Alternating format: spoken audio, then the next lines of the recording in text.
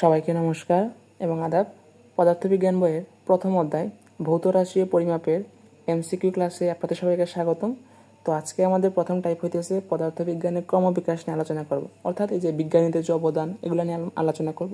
তো ভাই আমাদের এই যে বইয়ের প্রথম অধ্যায়টা এখানে একটু মুখস্থ টাইপের জিনিস একটু আছে, প্রথম দিকে একটু মুখস্থ টাইপের জিনিস, মানে কোন বিজ্ঞানীর কী অবদান, কোনটা মৌলিক রাশি কোনটা যৌগিক রাশি, এগুলো একটু মনে রাখতে হয়, তাই না? মনে রাখ মানে এগুলা এই যে মৌলিক রাশি এগুলো কিন্তু বের করা যায়, কিন্তু এই যে বিজ্ঞানীদের অবদান এগুলো কিন্তু একটু মনে রাখতে হয়, তাই না? তো তাও আবার আমাদের বইয়ে কিন্তু এগুলো কিন্তু সাজানোভাবে দেওয়া নাই, এলোমেলোভাবে দেওয়া আছে। তো আমি চেষ্টা করছি এগুলাকে তোমাদের একসাথে করে দেওয়ার। এই যে প্রথম আর 2 নম্বর পেজ এগুলাকে তোমাদের চেষ্টা করছি সবগুলো একসাথে করে দেওয়ার, ঠিক আছে? যেগুলো গুরুত্বপূর্ণ বেশি এগুলোই দেওয়ার চেষ্টা করছি। তো আমরা প্রথমে এগুলো একটা পড়ে ফেলি। কী বলছে দেখো, এই যে হাবল, বিজ্ঞানী হাবল বিশ্বব্রহ্মাণ্ডের সবগুলো গ্যালাক্সি একে অন্য থেকে দূরে সরে যাচ্ছে, তিনি এটা বলছেন। বিজ্ঞানী ডিরাক প্রতি পদার্থের অস্তিত্ব ঘোষণা করেন কোনটার সাহায্যে? কোয়ান্টাম তত্ত্বের থিওরি অফ রিলেটিভিটি ব্যবহার করে। রন্টজেন এক্স রে আবিষ্কার করছে। মাইকেল ফ্যারাডে তড়িৎ বলরেখার ধারণা দেন। থেলিস সূর্যগ্রহণের ভবিষ্যৎবাণী করেছিলেন। ইয়ং আলোর তরঙ্গদৈর্ঘ্য ব্যাখ্যা, এই যে তিনি যে আলোর যে তরঙ্গদৈর্ঘ্য ব্যাখ্যা করেছিলেন এটা পরীক্ষার মাধ্যমে, এই পরীক্ষাকে কি বলা হয়? ইয়ংয়ের দ্বিচিরি পরীক্ষা বলা হয়। এটা কিন্তু গুরুত্বপূর্ণ, সবগুলোই গুরুত্বপূর্ণ, ঠিক আছে? চলে আসতে পারে প্রশ্ন। গ্যালিলিও আধুনিক বিজ্ঞানের জনক বলা হয়। তিনি আরও কী করছেন? পরন্ত বস্তু সূত্র, এই যে গতি অধ্যায়ে পরন্ত বস্তু সূত্র আছে না, 3টা সূত্র, এগুলা কে দিছে? গ্যালিলিও দিছে।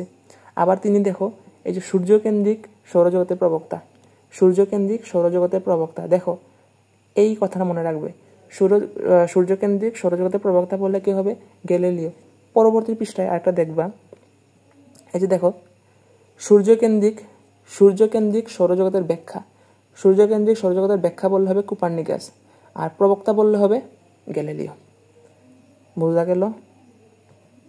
আচ্ছা, এরপর প্রশ্ন দেখো কি বলছে। অরস্টেড বিদ্যুৎ প্রবাহ দিয়ে চুম্বক তৈরি করছে। ফ্যারাডে ও হেনরি চৌম্বক ক্ষেত্রের পরিবর্তে বিদ্যুৎ তৈরি করছে। বিদ্যুৎ দিয়ে চুম্বক তৈরি করছে কে? অরস্টেড। আর ফ্যারাডে আর হেনরি কী করছে? চুম্বকের সাহায্যে বিদ্যুৎ তৈরি করছে, উল্টা, ঠিক আছে? এরপর দেখো ইবনে আল হাইয়াম আলোক বিজ্ঞানের স্থপতি বলা হয়। আল খোয়ারিজমি হ্যাঁ বীজগণিতের জনক বলা হয়। সত্যেন্দ্রনাথ বসু বিকিরণ সংক্রান্ত কোয়ান্টাম সংখ্যায়ন তত্ত্বের সঠিক গাণিতিক ব্যাখ্যা দিছে। এরপর ডেমোক্রিটাস অ্যাটম বা পরমাণু নামকরণ করছেন তিনি। এরপরে দেখো কি বলছে। আর্যভট্ট শূন্য সর্বপ্রথম আবিষ্কার করছিলেন, তিনি ব্যবহার করছেন। কোপার্নিকাস এই যে সূর্যকেন্দ্রিক সৌরজগতের ব্যাখ্যা, আর সূর্যকেন্দ্রিক সৌরজগতের প্রবক্তা বলে কি হবে? গ্যালিলিও হবে। রাদারফোর্ড নিউক্লিয়াস নামকরণ করছেন, তাই না? এরপরে নিউটন ও লিবনিজ ক্যালকুলাস আবিষ্কার করছে। বিজ্ঞানী নিউটন ক্যালকুলাস আবিষ্কার করছে। আবার নিউটন কি করছে? মহাকর্ষ সূত্র কিন্তু দিছে। আলবার্ট আইনস্টাইন আপেক্ষিক তত্ত্বের প্রতিষ্ঠাতা, ওই যে E=mc², এটা। পিয়ারে কুরি ও মেরি কুরি রেডিয়াম আবিষ্কার করছে। রেডিয়াম কি ভাই? এটা তেজস্ক্রিয় মৌল, তাই না? এগুলো আবিষ্কার করছে। কুলম্বো বৈদ্যুতিক চার্জের ভেতরকার বলের জন্য সূত্র, ওই যে স্থিতরিতে আছে না, স্থিতরিতে আমরা বলি না কুলম্বো বল, বৈদ্যুতিক বল, এটা এই যে কুলম্বো। ভোল্টা বৈদ্যুতিক ব্যাটারি আবিষ্কার করছে। ম্যাক্সওয়েল বৈদ্যুতিক চুম্বকীয় তরঙ্গ বা প্লাঙ্ক তত্ত্ব না, থমসন ইলেকট্রন আবিষ্কার করছে। বেকেরেল পরমাণুর কেন্দ্র থেকে তেজস্ক্রিয় বিকিরণ এটা করছে, আর ঠিক আছে? তো এগুলো একটু মনে রাখবা, কারণ এগুলো থেকে এমসিকিউ অনেক অনেক অনেক আসে। দেখো তাহলে আমাদের প্রথম প্রশ্ন দেখো কি বলছে। কোয়ান্টাম তত্ত্ব প্রথম কে প্রদান করেন? কোয়ান্টাম তত্ত্ব প্রথম কে প্রদান করেন? বিজ্ঞানী প্লাঙ্ক। কে প্রথম প্রদান করছে? বিজ্ঞানী প্লাঙ্ক।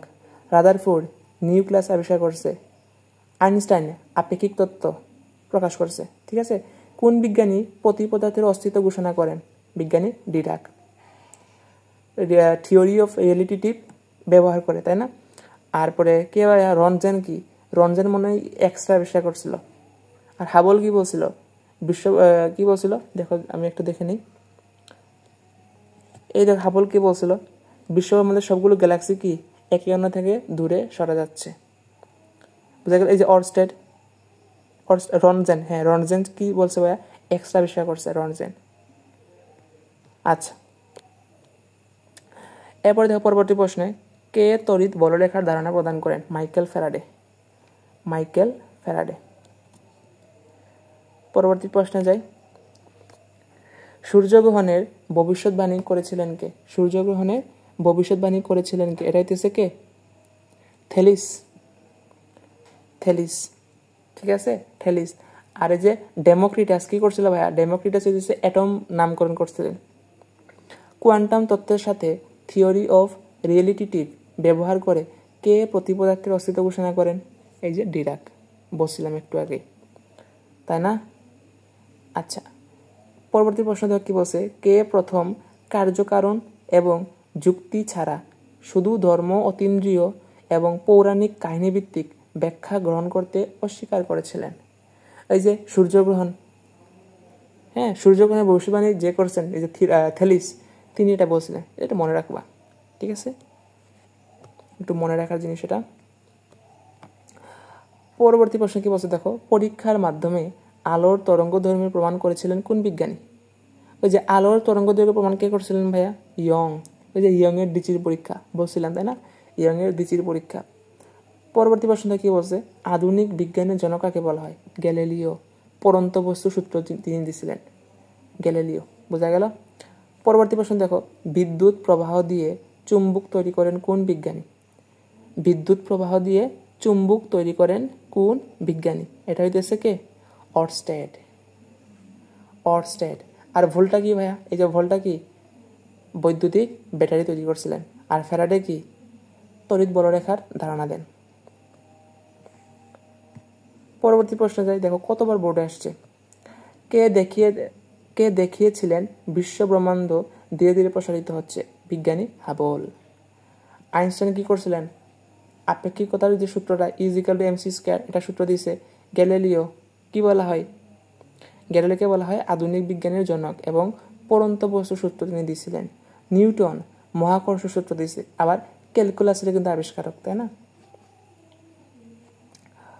পরবর্তী প্রশ্ন দেখো, কোন বিজ্ঞানীকে আলোক বিজ্ঞানের স্থপতি হিসেবে বিবেচনা করা হয়? ইবনে আল হাইয়াম। ইবনে আল হাইয়াম। আর এই যে আল খোয়ারিজমি, এটাকে কি বলা হয়? বীজগণিতের জনক, তাই না?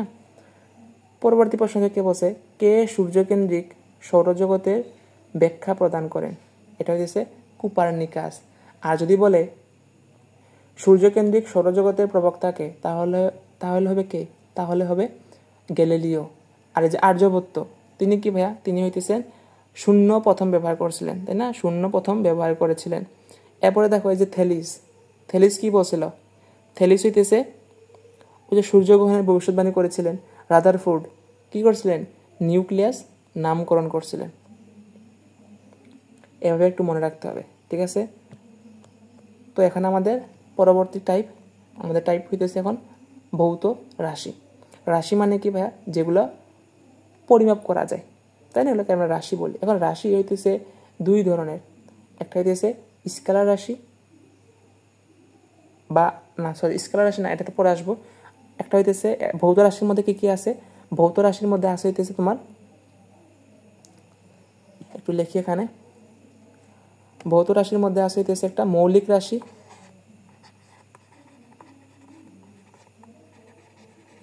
মৌলিক রাশি, আরেকটা হইতেছে যৌগিক রাশি।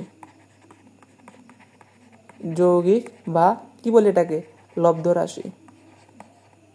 লব্ধ রাশি, ঠিক আছে? এখন দেখো যে মৌলিক রাশি কয়টা? মৌলিক রাশি আছে হইতেছে 7টা, বইয়ে কিন্তু বলা আছে, তাই না? মৌলিক রাশি আছে হইতেছে 7টা। এখন আমরা এই যে মৌলিক রাশি নিয়ে একটু পরে ফেলি। দেখো সবগুলো তোমাদের একসাথে দেওয়া আছে। এই যে মৌলিক রাশি একটু জানার চেষ্টা করি। দেখো এই যে মৌলিক রাশি কয়টা আছে ভাই? 7টা। এই যে 1টা 2টা 3টা 4টা 5টা 6টা 7টা। এই 7টা একটু ভালোভাবে জানতে হবে। এর মধ্যে সবথেকে বেশি গুরুত্বপূর্ণ কে? দৈর্ঘ্য, ভর, সময়, তাপমাত্রা, এই যে এগুলো হইতেছে গুরুত্বপূর্ণ। আর পদার্থের পরিমাণ, এটা একটু পরে ফেলবা, ঠিক আছে? আর তড়িৎ প্রবাহ, এটা গুরুত্বপূর্ণ, কিন্তু তোমাদের শর্ট সিলেবাসে তড়িৎ প্রবাহ যেহেতু নাই, তো এটাকে আর দাগাইলাম না, ঠিক আছে? তো যেগুলো স্টার ডিসি এগুলো বেশি গুরুত্বপূর্ণ। দৈর্ঘ্যকে আমরা একক কি? দৈর্ঘ্যের একক কি? মিটার। দৈর্ঘ্যের একক হইতেছে মিটার। ভরের একক কি ভাইয়া? কেজি। সময়ের একক কি? সেকেন্ড। তাপমাত্রার একক কি? কেলভিন। তড়িৎ প্রবাহের একক কি? অ্যাম্পিয়ার। দীপন তীব্রতার একক কি? ক্যান্ডেলা। পদার্থের পরিমাণের একক কি? মোল। এই 7টা বাদে বাকি যা আছে সবগুলাই কি যৌগিক বা লব্ধ রাশি। বোঝা গেল? চলো এখন আমরা প্রশ্ন সলভ করি। কোনটি লব্ধ রাশি মানে কি যৌগিক রাশি? দেখো, পদার্থের পরিমাণ মৌলিক রাশি, দীপন তীব্রতা মৌলিক রাশি, তড়িৎ প্রবাহ মৌলিক রাশি। তাপ কি ছিল? তাপ কিন্তু ছিল না, তাপ হইতেছে লব্ধ রাশি। এখন বলো তো, সবাই প্র্যাকটিস করি। এই যে তড়িৎ প্রবাহের একক কি ছিল? অ্যাম্পিয়ার। তড়িৎ প্রবাহের একক কি ছিল? অ্যাম্পিয়ার। এরপরে দেখো, পদার্থের পরিমাণ একক কি? মোল। দীপন তীব্রতা একক কি? ক্যান্ডেলা। বোঝা গেল? নিচের কোন রাশিদ্বয় ভেক্টর রাশি? আচ্ছা, এখন এই যে রাশিগুলোকে আমরা দিকের উপর নির্ভর করে, দিকের উপর ভিত্তি করে আমরা দুই ভাগে ভাগ করতে পারি। দিকের উপর ভিত্তি করে দুই ভাগে ভাগ করতে পারি। একটা কি? একটা হইতেছে স্কেলার রাশি, স্কেলার রাশি। আরেকটা কি ভাইয়া? আরেকটা হইতেছে তোমার ভেক্টর রাশি। এখন স্কেলার রাশি মানে কি? শুধুমাত্র মান আছে, তার কি আছে? এই রাশিটাকে আমরা মান দিয়ে শুধুমাত্র প্রকাশ করতে পারি। কিন্তু ভেক্টর রাশি মানে কি? এখানে মান প্লাস দিক দিয়ে এটাকে আমরা প্রকাশ করে থাকি। বোঝা গেল? তাই দেখো কি বলছে, নিচের কোন রাশিদ্বয় ভেক্টর রাশি? তার মানে কি এগুলোকে মান এবং দিক উভয়েরই প্রয়োজন হয়। ত্বরণ, এই ত্বরণটা হইতেছে একটা ভেক্টর রাশি। দ্রুতি, দ্রুতি কি? দ্রুতি হইতেছে একটা স্কেলার রাশি, দ্রুতি হইতেছে স্কেলার রাশি, ঠিক আছে। সরণ একটা ভেক্টর রাশি। বেগ, এটাও কি একটা ভেক্টর রাশি। তাহলে আনসার হবে গ নম্বরটা। ক্ষতে দেখো, ভর, ভর কি? একটা স্কেলার রাশি। সময় কি? এটা হইতেছে স্কেলার রাশি, দুইটাই স্কেলার রাশি। চাপ, এটা কিন্তু গুরুত্বপূর্ণ। এই যে চাপ, এই চাপ কি? চাপ হইতেছে একটা স্কেলার রাশি, চাপ হইতেছে একটা স্কেলার রাশি, মনে রাখবা। অনেকে চাপ ভেক্টর রাশি দিয়ে দিবে। দীপন তীব্রতা, এটা দীপন তীব্রতা মনে স্কেলার রাশির মধ্যে পড়ে, শিওর না, একটু জেনে নেবা, ঠিক আছে। শিওর বলতে পারতেছি না। পরবর্তী প্রশ্ন যাই। নিচের কোনটি মৌলিক রাশি? মৌলিক রাশির মধ্যে কয়টা ছিল? 7টা ছিল না? তড়িৎ প্রবাহ, হ্যাঁ তড়িৎ প্রবাহ কিন্তু ছিল। তড়িৎ পরিবাহিতা, তড়িৎ আধান, তড়িৎ প্রবাহ। তাহলে মৌলিক রাশি কোনটা হবে? তড়িৎ তীব্রতা। ও না, তড়িৎ তীব্রতা মানে কি? তড়িৎ তীব্রতা আমরা কী দিয়ে প্রকাশ করি? ই দিয়ে প্রকাশ করি, এটা কিন্তু ছিল না। তড়িৎ আধানকে আমরা কী দিয়ে প্রকাশ করি?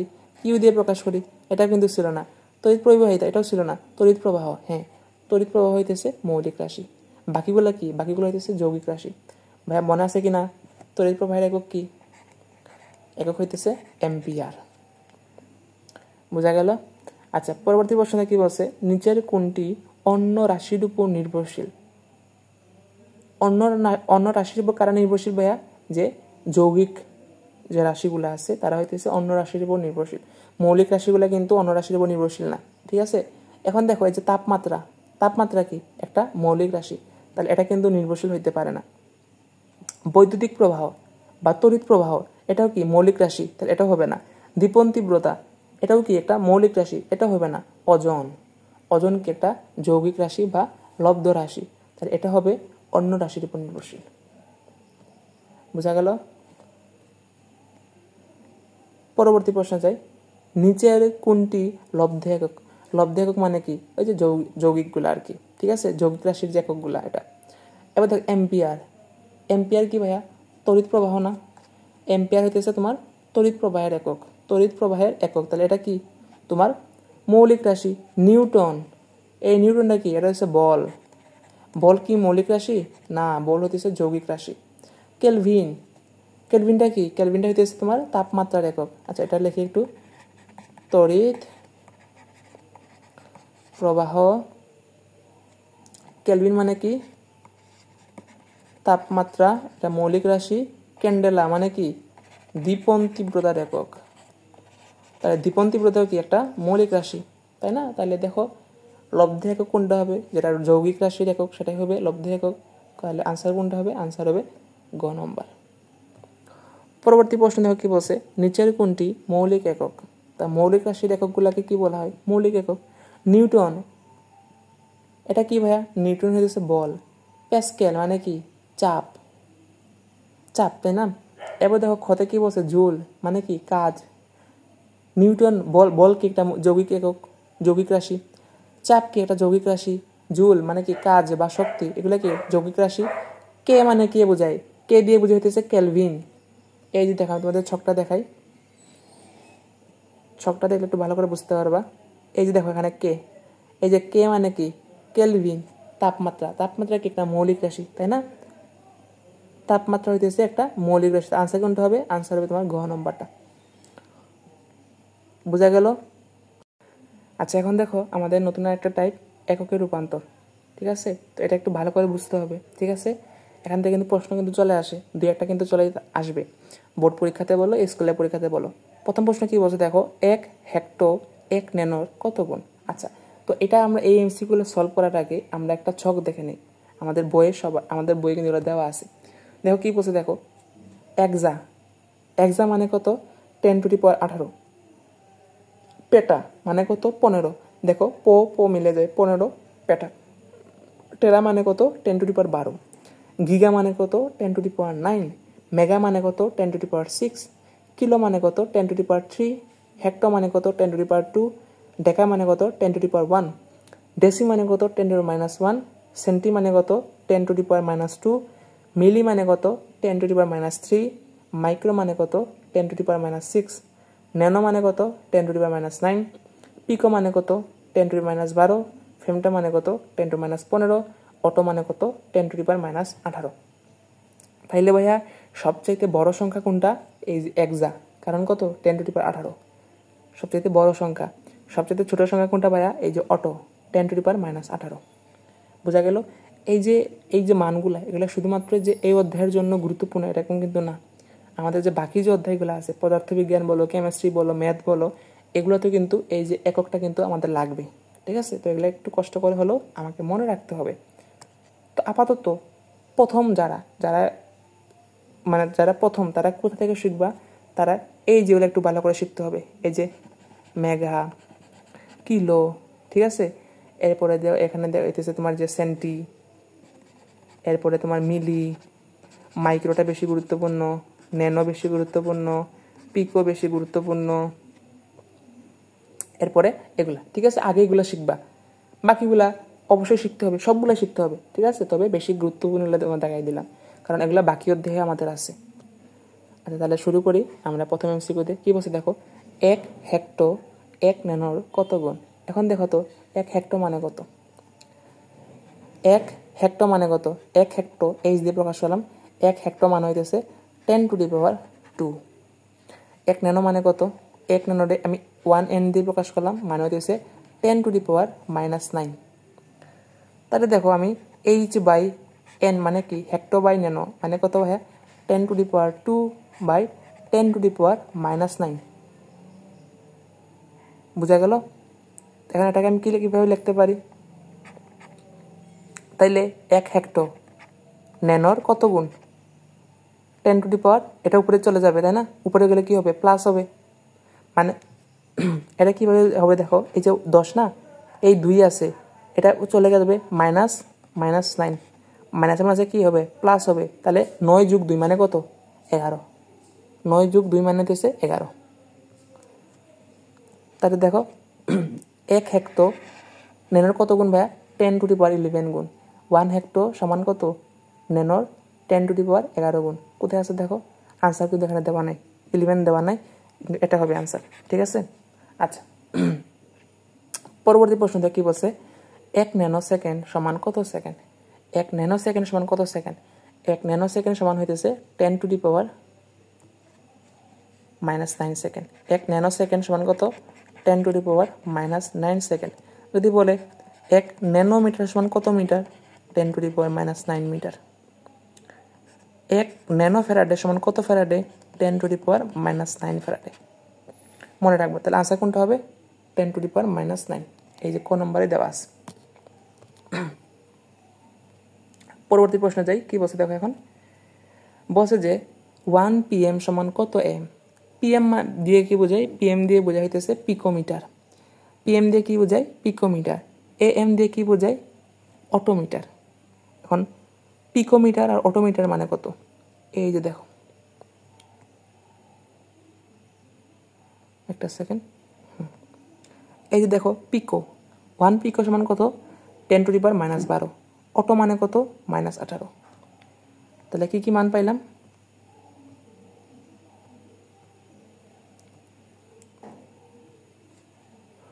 1 PM সমান কত ভাইয়া 10⁻⁻12 মিটার। 1 AM মানে কি অটো মিটার সমান কত মিটার 10⁻⁻18 মিটার, তাই না? তাহলে দেখ আমি PM/AM দিলাম, তাহলে কত হবে 10⁻⁻12 বাই 10⁻⁻18। এটাকে কি বলতে পারি 10⁻⁻12 -18 হবে, মাইনাস হবে না? তো এটাকে কি বলতে পারি মাইনাসে মাসে প্লাস হয়ে গেল। এখন +18 থেকে -12 গেলে কত থাকে 10⁶। 10⁶ থাকে। তাহলে দেখো PM বা PM সমান 10⁶ AM। তাহলে দেখো 1 পিকোমিটার সমান কত অটোমিটার 10⁶ অটোমিটার। 10⁶ অটোমিটার, বুঝতে পারছো? 10⁶ অটোমিটার। পরবর্তী প্রশ্নে যাই তাইলে 1 PA সমান কত ATM। এখন দেখো যে PA মানে কি, PA মানে হচ্ছে প্যাসকেল। PA মানে কি, PA মানে হচ্ছে প্যাসকেল। এখন তোমাদের একটা সূত্র লিখে দিই এখানে, সূত্র নাটার মানে এককের রূপান্তর। 1 ATM সমান 101,325 প্যাসকেল। 1 ATM সমান কত 101,325 প্যাসকেল। আরটা বলতে পারি 101.325 কিলো প্যাসকেল। এটাকে 1000 দিয়ে ভাগ করলে কিলো প্যাসকেল আসবে, ঠিক আছে? একটু মনে রাখবা। তাহলে দেখো আমি কি বলতে পারি এখান থেকে, কি বলতে পারি যে 101,325 প্যাসকেল সমান হইতেছে 1 ATM। 1 ATM, তাই না? আমাকে কত বলছে 1 প্যাসকেল সমান কত ATM বলছে। তাহলে দেখো ঐকিক নিয়ম করি, 1 প্যাসকেল সমান হবে 1 × 1 কত হবে 101,325, এটা না 1/101,325 হবে। এটার মান কত? ক্যালকুলেশন করো, কত আসে 9.87 × 10⁻⁻6, এরকম একটা মান আসবে। বোঝা গেল? 9.87 × 10⁻⁶ এর একটা মান আসবে। কোথায় আছে দেখো, এই যে গহ নম্বরে দেখো দেওয়া আছে, এই যে গহ নম্বরে। তাহলে আমি প্রথমে কি বললাম যে 1 ATM সমান কত 101,325 প্যাসকেল। তাহলে এত প্যাসকেল সমান 1 ATM, তাহলে 1 প্যাসকেল সমান কত 1/এত। মান কত আসে 9.87 × 10⁻⁶ ATM, ঠিক আছে? পরবর্তী প্রশ্নে যাই এখন। টেরার সূচক কোনটি? টেরার সূচক কোনটা? দেখো টেরা মানে কত, ছকে যাই, টেরা কোথায় আছে দেখো, এই যে দেখো টেরা। টেরা মানে কত 10⁻12। টেরা মানে কত, টেরা মানে হচ্ছে 10⁻12। টেরা মানে হচ্ছে 10⁻12। তাহলে সূচক কত হবে, এই যে 12 হবে। টেরার সূচক কোনটা 10⁻12। তাহলে বলো তো ভাই যে 15, এটা কোনটার সূচক? 15 দেখি তো আছে কিনা, এই দেখো পেটা। তাহলে পেটার সূচক কোনটা 10⁻15, ঠিক আছে? আচ্ছা, এরপরে দেখো পেটা, আর দেখো আর কি কি আছে, পিকো, আরেকটা আছে বলতেছি, 18 হলে কোনটা হবে এক্সা। তাহলে দেখো ভাইয়া আমার এখানে দেখো এই যে 15, এটা কার? এটা হইতেছে পিটা। পিটা বললে হবে 15 সূচক। -12 এটা কিসের, এটা কার সূচক? এটা হইতেছে তোমার পিকো। পিকো বললে হবে 10⁻12। 18 এটা কিসের সূচক ভাইয়া? এটা হইতেছে এক্সা। এক্সার সূচক হইতেছে 18, ঠিক আছে? আচ্ছা, তোমরা মিলাই ফেলবা, এই যে ছকের সাথে মিলাই ফেলবা, যে ছক তোমাদের দিছি এটার সাথে মিলাই ফেলবা। এখন কি বলছে দেখো, 1 মিলিসেকেন্ড 1 ন্যানোসেকেন্ড অপেক্ষা কত গুণ? 1 মিলিসেকেন্ড 1 ন্যানোসেকেন্ড অপেক্ষা কত গুণ? এখন দেখো 1 মিলিসেকেন্ড ms দিলাম। 1 মিলিসেকেন্ড সমান কত ভাইয়া? 1 মিলিসেকেন্ড সমান হইতেছে 10⁻³ সেকেন্ড। এখন 1 ন্যানোসেকেন্ড সমান কত? 10⁻⁹ সেকেন্ড। তাহলে দেখো ms মিলিসেকেন্ড বাই ন্যানোসেকেন্ড কত হবে 10⁻³ / 10⁻⁹ এটা কত হয় 10⁻³ উপরে গেলে মাইনাস হবে -9। তাই এটা সমান কত হয় এটা সমান হইতেছে মাইনাসে মাইনাসে প্লাস হয়ে যাবে -3 আর +9 কত হয় 10⁻⁶। তাহলে দেখো আমি কি বলতে পারি এখান থেকে 1 মিলিসেকেন্ড সমান কত 10⁶ ইন্টু ন্যানোসেকেন্ড। তাহলে 1 মিলিসেকেন্ড সমান কত 10⁶ ন্যানোসেকেন্ড। তাহলে দেখো 10⁶ কোথায় আছে এই দেখো ক নম্বরে কিন্তু 10⁶ আছে। ঠিক আছে, আচ্ছা পরবর্তী প্রশ্নে যাই। এককের গুণিতক বা উপসর্গের ক্ষেত্রে নিচের কোন সম্পর্কটি সঠিক? টেরা আর পিকো। ভাইয়া টেরা মানে কত? ছকে যাই, এই ছকটা আমাদের সবসময় লাগবে। দেখো টেরা কোথায় আছে দেখো, এই যে দেখো টেরা মানে 10⁻12। টেরা মানে হইতেছে 10⁻12।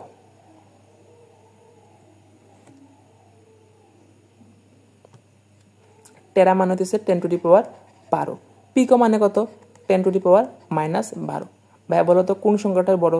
অবশ্যই 10⁻12 সংখ্যাটা বড়, এর কারণে এটা হবে। তার আনসার কোনটা হবে? আনসার হবে ক নম্বরটাই। আমরা বাকিগুলো দেখব, সমস্যা নেই। টেরা মানে কত? একটু আগে কি বললাম? টেরা মানে হইতেছে 10⁻12। মেগা মানে কত? 10⁶ না? একটু শিওর হয়ে নেই। হ্যাঁ, মেগা মানে হইতেছে 10⁶। তাহলে দেখো কোন সংখ্যাটা বড়? অবশ্যই টেরা সংখ্যাটা বড়, কিন্তু এখানে উল্টাও দিছে, এ কারণে এটা হবে না। পরবর্তীতে দেখো গিগা মানে কত ভাইয়া? গিগা মানে হইতেছে 10⁹। গিগা মানে কত? গিগা মানে হইতেছে 10⁹। টেরা মানে কত? 10⁻12। 10⁻9 বড় নাকি 10⁻12 বড়? অবশ্যই 12 বড়, এটা হবে এরকম। কিন্তু তারা কিভাবে দিছে? উল্টা দিকে দিছে, এ কারণে এটাও হবে না। এক্সা মানে কত? 10⁻18। এটো মানে কত? 10⁻−18। অটো মানে কত? 10⁻−18। কোনটা বড়?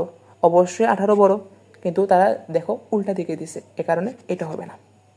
তাহলে আমার আনসার কোনটা হবে? শুধুমাত্র ক নম্বরটা, এটাই ঠিক। পরবর্তী প্রশ্ন দেখো কি বলছে, 100 টেরা মিটার সমান কত ন্যানোমিটার? 100 টেরামিটার সমান কত ন্যানোমিটার? এখন দেখো 1 টেরামিটার সমান কত? 10⁻12 মিটার। বুঝা গেল? 1 টেরামিটার সমান কত ভাইয়া? 1 টেরামিটার সমান হইতেছে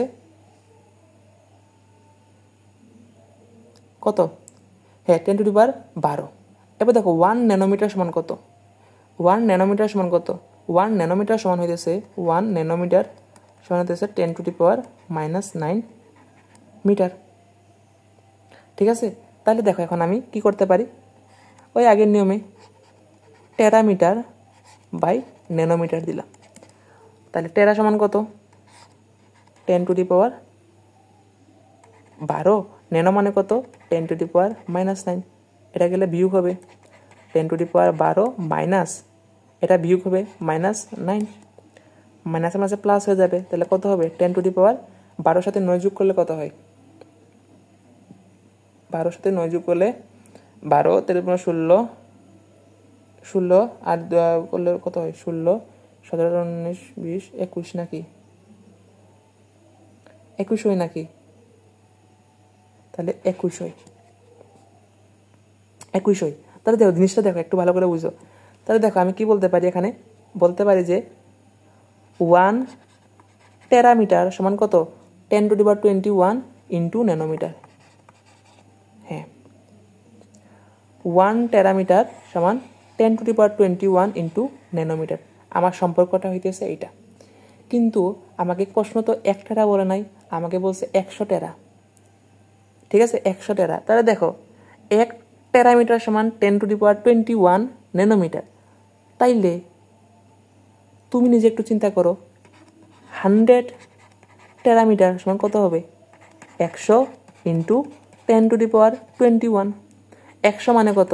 10⁻² ইন্টু 10⁻21, দুইটা যোগ হয়ে যাবে না, 2 আর 21 যোগ হয়ে যাবে, তাহলে কত হবে 10⁻23, 10⁻23 ন্যানোমিটার। তাহলে দেখো 1 টেরামিটার সমান 10⁻21 ন্যানোমিটার, কিন্তু 100 টেরামিটার সমান কত 10⁻23 ন্যানোমিটার। এখন দেখো 23 কোথায় আছে, এই দেখো ঘ নম্বরে কিন্তু 10⁻23। বোঝা গেল কীভাবে আমরা এগুলা করব। ঠিক আছে, একটু সময় লাগতেছে আমার বলতে, কিন্তু তোমরা যখন প্র্যাকটিস করবা, করতে করতে পরীক্ষা যখন করবা, তখন কিন্তু শর্টকাটে করে ফেলবা। ঠিক আছে, এত সময় লাগবে না তোমাদের। আমি তো সবগুলো ধরে ধরে বলতেছি, এখানে সময় লাগতেছে আর কি। আচ্ছা, এরপরে দেখো পরবর্তী প্রশ্নে কি বলছে দেখো, কোনটি সবচাইতে ছোট একক? সবচাইতে ছোট একক কোনটা? দেখো মাইক্রোমিটার। মাইক্রো মানে কত? মাইক্রো মানে হইতেছে 10⁻⁻6। পিকো মানে কত? 10⁻⁻12 মেবি, একটু শিওর হয়ে নেই, আমার নিজেরও কনফিউশন লাগে। পিকো মানে হইতেছে 10⁻⁻12, হ্যাঁ ঠিক আছে। ন্যানো মানে কত? ন্যানো মানে হইতেছে 10⁻⁻9। ফেমটো মানে কত? 10⁻⁻15। ভাইয়া বলো তো, তুমি এখন নিজে বলো তো একটু, কোনটা সবচেয়ে ছোটো? এটা -6, এটা -9, -12, -15। অবশ্যই -15, এটা সবচেয়ে বেশি ছোটো। তাহলে কোনটা হবে? ফেমটোমিটার। আনসার হবে ফেমটোমিটার। আর এদের মধ্যে বড় কোনটা? এই যে মাইক্রোমিটারটা বড়, কারণ কোনো -6। ঠিক আছে। আচ্ছা, পরবর্তী প্রশ্ন কি বলছে, 1 পিকো ফ্যারাড সমান কত ফ্যারাড? 1 পিকো মানে কত? 1 পিকো ফ্যারাড মানে কত ফ্যারাড ভাইয়া? এটা মানে হইতেছে 10⁻⁻12। ঠিক আছে। এখন যদি বলে 1 পিকো সেকেন্ড সমান কত সেকেন্ড? 10⁻⁻12 সেকেন্ড, এখানে ফ্যারাড হবে। ঠিক আছে, এভাবে করবা আর কি, এভাবে আমাদের করতে হবে। আচ্ছা, এখন দেখো তোমাদের কিছু প্র্যাকটিস দেওয়া আছে। 1 অটো ওয়াট সমান কত ওয়াট? 1 অটো মানে কত? 1 অটো মানে কত? 10⁻⁻18। দেখো কোথায় আছে, এই দেখো লাস্টে দেখো, 1 অটো সমান কত? -18। তাইলে 1 অটো ওয়াট সমান কত ওয়াট হবে? -18 ওয়াট হবে। আনসার কোনটা হবে? আনসার তো বলেই দিছি তোমাদের, এটা গহ নাম্বারটা। 1 পিকোমিটার সমান কত সেন্টিমিটার? ভাই এখন তোমরা একটু প্র্যাকটিস করবা, এটা একটু প্র্যাকটিস করবা।